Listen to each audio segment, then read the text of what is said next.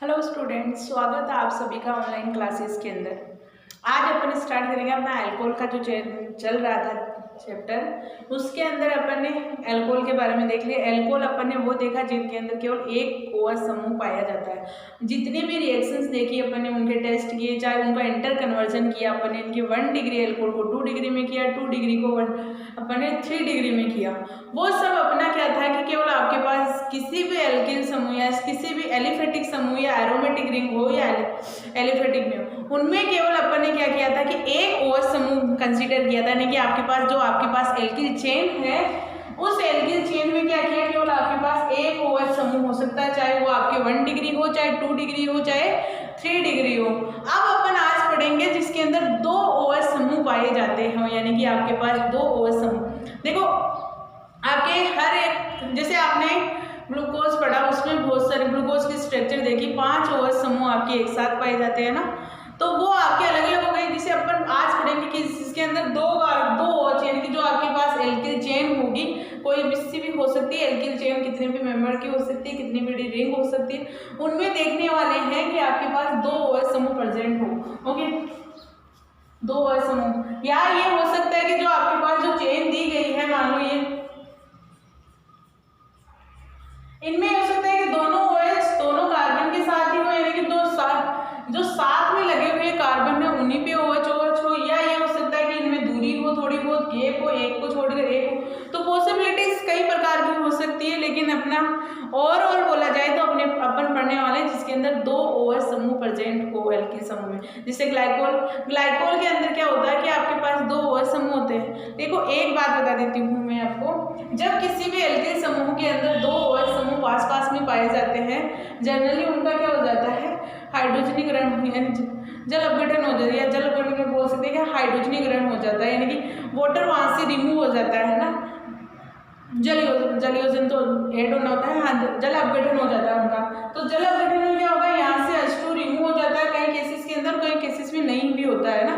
तो कोई स्पीसीज तो स्टेबल होती है, कई इनमें स्पीसीज अनस्टेबल पाई जाती है। ओके, लेकिन अपन पढ़ रहे हैं जैसे कि ग्लाइकोल के अंदर आपके पास दो कार्बन के पास में क्या होता है, वो 2 OH समूह पाए जाते हैं। ओके, तो अपने पास इनकी अपन देखने वाले हैं निर्माण की विधियां। अपन मैंने बता दिया कि किस ग्लाइकोल वगैरह, यानी कि जिसके अंदर 2 OH समूह साथ में, अब देखने वाले हैं इनकी निर्माण की विधियां कि निर्माण किस तरीके से कर सकते हैं।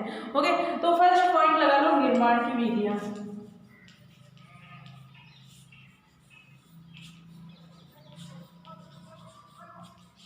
इनके निर्माण की विधियां देखेंगे कि किन किन से अपन इनका निर्माण कर सकते हैं, या कौन कौन से आपके होंगे जो आपके क्या होंगे, ग्लाइकोल वगैरह या 2 OH समूह वाले ग्रुप होंगे। इनके निर्माण की विधियों में सबसे इंपॉर्टेंट मेथड है आपका, किसी भी आपके पास एल्किन ग्रुप हो, एल्किन ग्रुप का क्या करवा दे, ऑक्सीकरण करवा दे अपन, तो अपने पास क्या प्राप्त हो सकता है, ग्लाइकोल, या अपन कह सकते हैं कि डायोल प्राप्त हो सकता है। ग्लाइकोल या डायोल, जिसमें 2 OH समूह साथ पाए जाते हैं, उन्हें डायोल भी कहा जाता है। फर्स्ट मेथड है, मेरे पास मान लो एल्किल समूह है, ये एल्किल समूह है, इस एल्किल समूह का अगर ऑक्सीकरण करवा दें तो अपने पास क्या प्राप्त हो सकता है, डायोल प्राप्त हो सकता है। अब आपकी ये जो डायोल बना है, क्या वो सिस होगा या वो ट्रांस होगा, 2 कंडीशन है, सिस भी हो सकता है और ट्रांस भी हो सकता है। कौन से रिएजेंट लेके उनके अंदर सिस बने और कौन सा रिएजेंट लेके उनमें ट्रांस बने, है ना। तो ये अपन देखने वाले, ऑक्सीकरण करवाएं तो कौन सा रिएजेंट लेके उससे अपने ऑक्सीकरण ही हो जाए। देखो फर्स्ट आपके ओस्मियम टेट्राऑक्साइड ले ले, उससे भी ऑक्सीकरण हो जाएगा, और एक है आपके केमेनोफॉल लेने के पर भी अपने पास क्या बनता है, डायोल ही प्राप्त होता है। तो अपन ने मैंने कंसीडर किया यहाँ केमेनोफॉल लेती हूँ, उस केमेनोफॉल से क्या करवाते हैं, इसका ऑक्सीडेशन करवाते हैं। केमेनोफॉल की प्रेजेंस में उसका ऑक्सीकरण करवा रहे हैं। ऑक्सीकरण किस तरीके से होगा, आपके ये लो,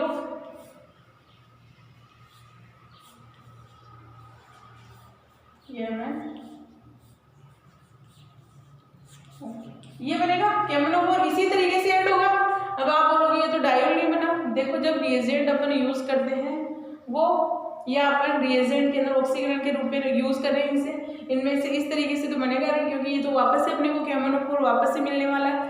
तो अब अपन क्या करेंगे, इसका प्रोक्साइड की प्रेजेंस में रिएक्शंस करवाएंगे। तो प्रोक्साइड की प्रेजेंस में क्या होगा कि जो आपके ऑक्सीजन है, देखो जो डायोल अपनी स्ट्रक्चर बनाएगा वो क्या है, आपके OH है। ओके, इस तरीके से। अब जो ये दोनों OH मिले हैं आपको, H तो आपको प्रोक्साइड से मिलते हैं, ऑक्सीजन मिलते हैं KMnO4 वाले से, यानी कि यहाँ से तो 2 ऑक्सीजन काम में आते हैं और जो ये ऑक्सीजन है वापस से KMnO4 बनाने में पार्टिसिपेट करता है। ओके, तो ये हो गया अपना डायोल प्राप्त हो गया। इसे बोलते हैं सिस टू डायोल। सिस है क्योंकि दोनों OH क्या है, सेम साइड में है, सेम साइड में होने पर अपन क्या बोलते हैं, इसे सिस बोलते हैं। देखो सिस और ट्रांस का थोड़ा सा देखो कि जो आपके पास, अगर आपके पास कोई भी एल्किन समूह है, उस एल्किन समूह पे H और H 2 ग्रुप सेम हो तो उस कंडीशन में उसमें सिस और ट्रांस नामकरण देखा जाता है। तो सिस के अंदर दोनों H एक साइड में हो तो उसे सिस कहा जाता है। अगर ये H आपके डिफरेंट साइड में आ जाए देन उसे अपन ट्रांसपोजिशन कहते हैं। तो अपन ने क्या किया, एल्कीन को कंसीडर करके कहा है कि इसमें सिस बनेगा या ट्रांस बनेगा। तो ये हो गया अपना KMnO4 की प्रेजेंस में अगर एल्कीन का ऑक्सीकरण करवाते हैं तो डायोल का निर्माण होता है। तो ये डायोल कौन सा होगा, सिस डायोल का निर्माण ही होगा, ट्रांस का कतई नहीं होगा। अगर आप ट्रांस की पोजीशन देखोगे, ट्रांस का क्या होगा, मतलब कि आपके पास जो OH समूह होगा वो इस साइड आ जाए, यही होता है। अगर आपके पास, एक मिनट, आप आइडिया भी लगा सकते हो वैसे तो, अगर ये है, ये OH इस साइड आ जाए तो ये पॉसिबिलिटी इस साइड है, क्योंकि अपन ने मैकेनिज्म से देखा है कि मैकेनिज्म अपनी ये होती है, जो KMnO4 है वो तो इसी तरीके से रिएक्ट करेगा, क्योंकि ये तो एक बॉन्ड इधर से एक बॉन्ड इधर से तो बना नहीं सकता, केवल ये एक साइड से बना सकता है, साइड से बनाया तो इसने बना लिया अपना। और ये जब इसका प्रोक्साइड की प्रेजेंस में रिएक्शंस करवाए, प्रोक्साइड में क्या करता है, ऑक्सीकरण ही करता है, और ये भी आपके ऑक्सीकरण ही करता है। ओके, तो अपने पास क्या बनता है, ग्लाइकोल बनता है, सिस। और अगर अपन ओस्मियम टेट्रा ऑक्साइड ले लें इसकी जगह,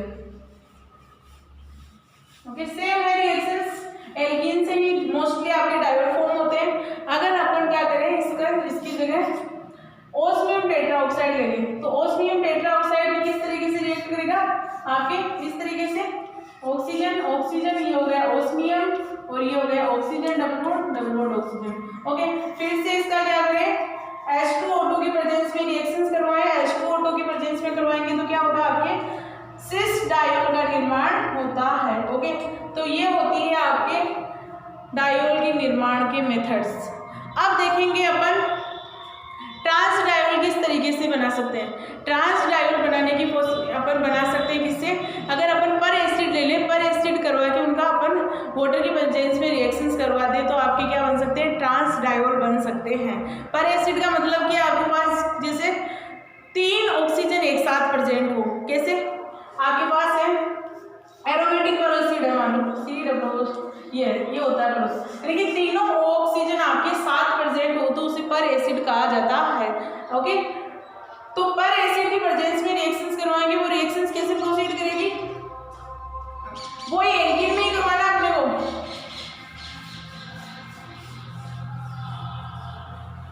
आवाज़ आ रही है, पर एसिड की प्रेजेंस में रिएक्शन करवाते हैं एरोमेटिक COH ट्रिपल OH, है ना। तो ये क्या करेगा, इपोक्साइड का निर्माण करेगा पहले, क्योंकि इपोक्साइड यहाँ से एक ऑक्सीजन मिल जाएगा और बाहर क्या निकल जाएगा, आपके बेंजोइक एसिड मिल जाएगा, जो एरोमेटिक एसिड है वो बाहर निकल जाएगा और यहाँ से ऑक्सीजन मिल जाएगा। देन अपन क्या करवाएं, वाटर की प्रेजेंस में रिएक्शन करवा दें तो आपके पास क्या होगा, ग्लाइकोल फॉर्म हो जाएगा, वो भी कौन सा हो जाएगा, ट्रांस ग्लाइकोल का निर्माण हो जाता है, ये हो गया ट्रांस।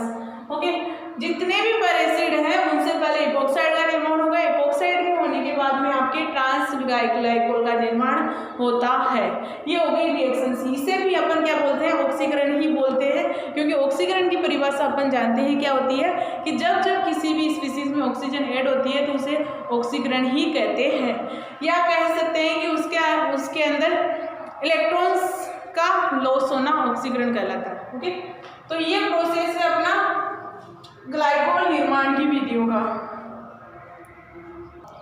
और अगर इसी रिएक्शन में मैं परफॉर्मिक एसिड ले ले तो परफॉर्मिक एसिड लेने पर भी अपने पास यही होगा, कैसे, जैसे सेम आपके पास जब जब आप पर एसिड की करवाओ, चाहे आप ऑक्सीकरण करवाओ, है ना, एल्कीन का, लेकिन एल्कीन का अगर आप ऑक्सीकरण करवाते हो तो आपके ग्लाइकोल बनने वाला है कोई।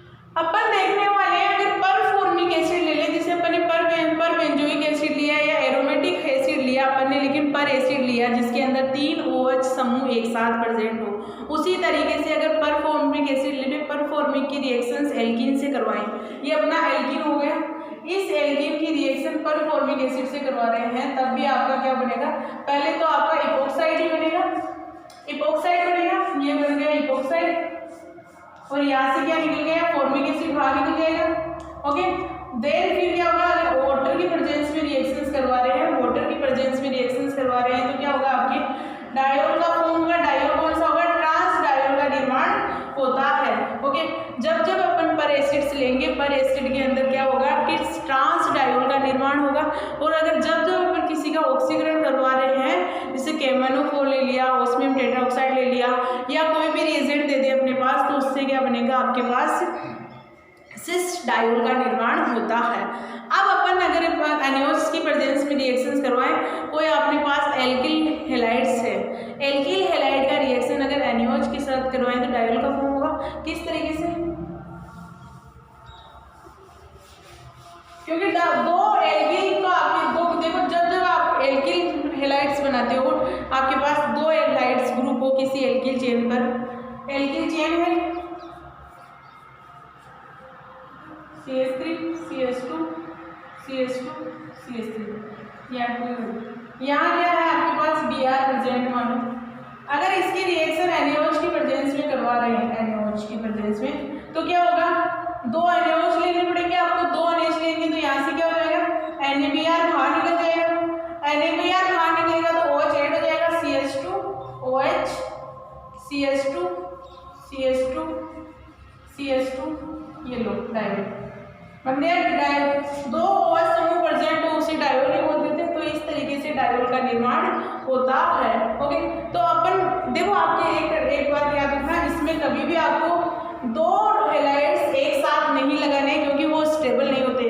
क्यों स्टेबल नहीं होते, क्योंकि एक तो इनका आकार ज्यादा है, आकार की वजह से क्या होगा, इनमें स्टेरिक हिंड्रेंस आएगा, स्टेरिक हिंड्रेंस यानी कि त्रिवियम बाधाएं आएगी, त्रिवियम बाधाएं की वजह से क्या होगा, विकृत हो जाएगा, यानी कि ये स्टेबल नहीं होता है, या ये हो सकता है कि ये दोनों ही क्या करें, जब आपके देखो हैलाइड्स के केस में क्या होता है, इनके अंदर क्या होगा, ये दोनों बाहर निकल सकते हैं, यहाँ से Br2 रिमूव हो सकता है, क्योंकि अपने को पता है कि जितने भी हैलाइड्स होते हैं वो अच्छे लिविंग ग्रुप होते हैं। लिविंग ग्रुप का मतलब ये होता है कि वो अपना इलेक्ट्रॉन ले जाने की क्षमता रखते हैं, साथ में दूसरे जो इसके साथ अटैच है उसका भी इलेक्ट्रॉन ले जाने की क्षमता रखते हैं, तो यहाँ से क्या होगा, दोनों इलेक्ट्रॉन ले जा सकते हैं और एक दे जा, है ना, तो या ये हो सकता है कि इनमें क्या हो जाए, 2 कंडीशन है कि एक तो अपना इलेक्ट्रॉन ले ले, दूसरा इसको दे दे, देने के बाद में पॉसिबिलिटीज है, या ये हो सकता है कि इसके अंदर फ्री रेडिकल रिएक्शंस हो जाए। फ्री रेडिकल मतलब कि इसमें 2 फ्यूजन होते हैं आपके, जब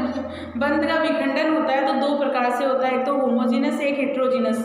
होमोजीनस क्या होता है, आपके कोई बॉन्ड है, मान लो ये H बॉन्ड है, वो बॉन्ड किस तरीके से ब्रेक हुआ, आपके पास दोनों HH क्या करें, एक इलेक्ट्रॉन ले ले, इसे कहा जाता है होमोजीनस फिजन। और अगर आपके पास मान लो ये H है, ये H है, केवल ये H अपना इलेक्ट्रॉन ले ले, तो इससे कहा जाता है हेट्रोजीनस फिजन। ओके, माइनस ये प्लस आ जाएगा इसमें। तो ये 2 कंडीशन हो सकती है, क्योंकि ये स्टेबल नहीं होगा, क्योंकि इनका आकार बड़ा, 2 बड़े बड़े आकार वाले एक साथ नहीं रह सकते इसमें, है ना।